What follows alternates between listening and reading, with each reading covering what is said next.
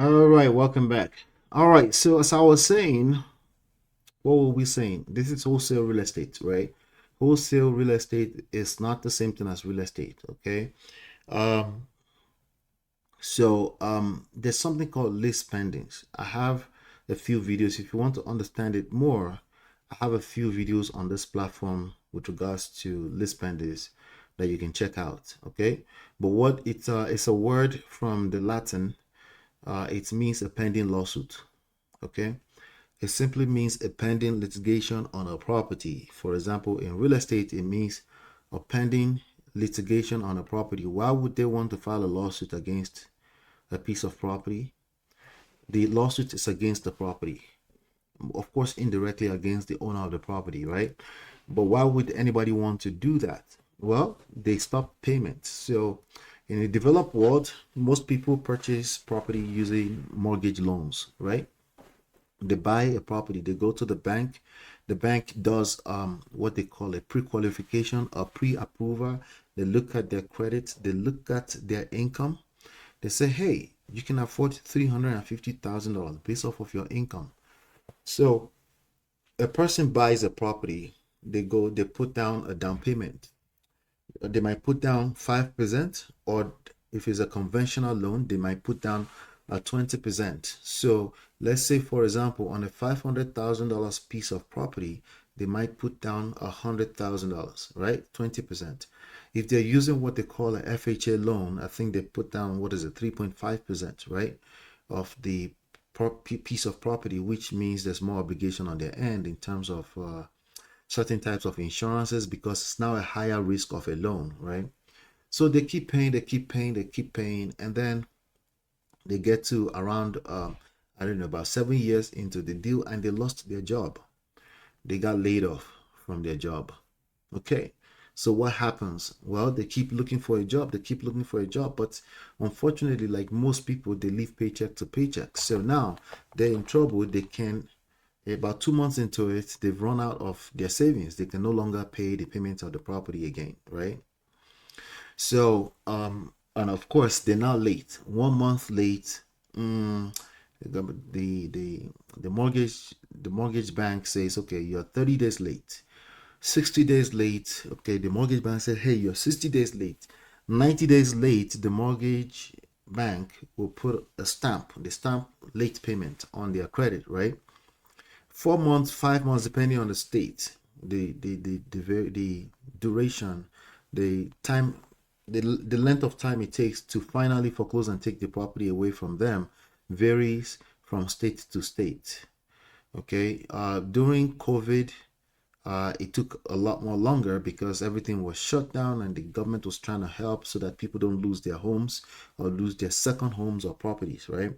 So, but the point is that it takes a while before they actually foreclose on them, but it might take 11 months, it might take 14 months, it might take 2 years sometimes. But the moment they stop payment, it piles, the payment of the property piles on top of each other. It just gets worse and worse and worse. So as it gets worse and worse and worse, it means it gets more difficult to actually catch up. So some of these people, a percentage of these people actually end up losing the property to what we call foreclosure. The property gets foreclosed on. That means the bank takes over the property. They kick them out. That is a whole litigation process. The sheriff comes and kick them out of the house or take over the possession of the property. But before they get to all of that, it's a lot of opportunities here, not for the homeowner usually. Okay, because again, remember it gets more difficult as they hold more money, they owe more money, right? It gets more difficult, right? So when they foreclose on the property, that goes, well, they take over the property now, right? The bank now owns the property. If there's a mortgage against the property, that goes through a particular type of process. They charge it off. But now they, similar to bankruptcy, that person will now have foreclosure on their credit and they've lost the property. And by the way, they still owe the money that they owe against the property. So let's say, for example, like I said, $500,000, right? Let's say they've paid that down to, let's say, about 375. I'm just doing a rough number here. At that point in time, that 375, even though the bank took over the property and they now own the property, they still owe the $375,000. And then, but it's probably going to get charged off. No one is going to pay that, right? All right. So now, while we're talking about lease pendants, the process, everything before the bank actually foreclose on the property is considered, well, a certain part of that is considered the lease pendants, meaning a lawsuit in progress or a pending lawsuit. Okay, it's basically the notice of a pending litigation on the property. And as soon as they file the lease pendants, which is long before they actually take over the property, that actually goes on the title of the property. That clouds up the title of the property, and that becomes public record. Everybody can basically see it. We can all see it, right? So it gets published on a public record, and if you have access to PropStream, you would have access to that data where you can actually pull up all the records of all the property that are on a list pending list or pre-foreclosure list, if you will.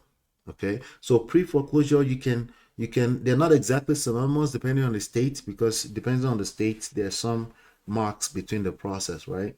And depending on how the government or the county processes these files, right?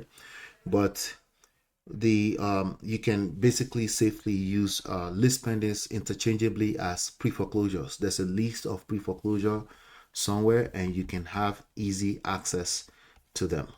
Okay, so here's an example right here, right? So this is so right now I'm in a place called, I don't even know, let me see, what I'm in a place called Park City in Utah as we speak. So I want to find out what county is in. This county right here is called Summit County. Great. So now in Summit County, it's a very expensive county. Well, it's a very expensive city here. So, but let's look at what's going on. As you can see, expensive, $3.9 million, $895,000 properties, right? But over here, you can see there are 202 pre-foreclosure. If I click on it, it actually gives me a list on the side right here of properties presently in pre-foreclosure. So if I click on this property right here, we can see what's going on with that property. We can go under pre-foreclosure details, and you can see that the date of default, they defaulted on the 25th of August 2025, not too long ago. There's a notice of default here. Okay, list pendants. Okay, Oka to Capital Okoa Capital LLC, right? And you can see some more information here. Okay, so of course I usually don't advise this range of property unless that's all you can find in your target area, but it says estimated wholesale price. They actually give an opportunity of an estimated wholesale price. So if you get this property at $312,000, that's a good look, right?